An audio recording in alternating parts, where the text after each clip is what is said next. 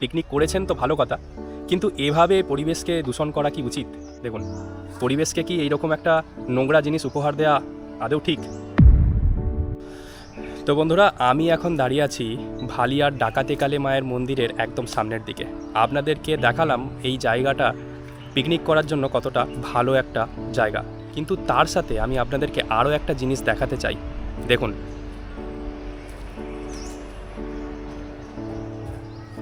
এইখানে কয়েকজন পিকনিক করে গেছেন, তারই একটা এক্সাম্পল এখানে দেখুন। পিকনিক করেছেন তো ভালো কথা, কিন্তু এভাবে পরিবেশকে দূষণ করা কি উচিত? এইরকম একটা ভালো পরিবেশে পিকনিক করতে পারছেন এখনও পর্যন্ত উইথাউট এনি রেস্ট্রিকশান, এটাই আমাদের কাছে অনেক। এই সুযোগটা আমরা এভাবে মিসইউজ করছি। দেখুন, পরিবেশকে কি এইরকম একটা নোংরা জিনিস উপহার দেওয়া আদৌ ঠিক? এইসব বিষয়ে তো আমাদেরকেই খেয়াল রাখতে হবে, বলুন। আপনারা কমেন্ট করে বলুন যে বা যারা করেছে এটা তাদের কি করা উচিত। আর যারা এখানে পিকনিক করতে আসবেন বলে ভাবছেন, তারা প্লিজ এই বিষয়টা একটু খেয়াল রাখবেন।